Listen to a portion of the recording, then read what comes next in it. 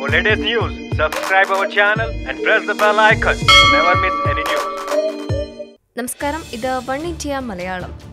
ജയിലിൽ നിന്ന് Pulsar Suni Nadir ഷയെ വിളിച്ചത് 3 തവണയെന്ന പൾസർ സുനിയുടെ സഹതടവുകാരനായിരുന്ന ജിൻസന്റെ മൊഴി. 8 മിനിറ്റ് വരെ നീണ്ട ഫോൺ കോളുകളും ഇതിലുണ്ടെന്ന് ജിൻസൺ പറയുന്നു. 3 ദിവസം തുടർച്ചയായി നാദിർ ഷയെയും അപ്പുണ്ണിയെയും വിളിച്ചു.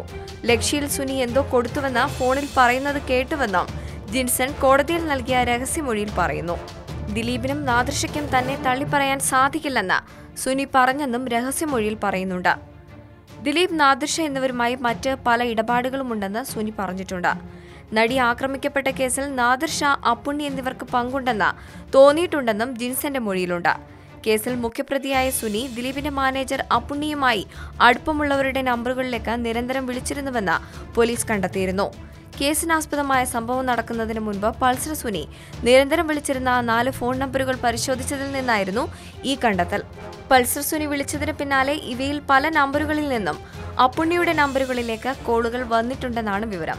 പോലീസ് കണ്ടെത്തിയ 4 നമ്പറുകൾ ആരുടേതാണെന്ന് അറിയില്ലെന്ന മൊഴിയാണ് അപ്പുണ്ണി നൽകിയിരിക്കുന്നത്. അതിനാൽ ഈ നമ്പറുകൾ ആരുടേതെന്ന് കണ്ടെത്താനുള്ള ശ്രമത്തിലാണ് അന്വേഷണ സംഘം.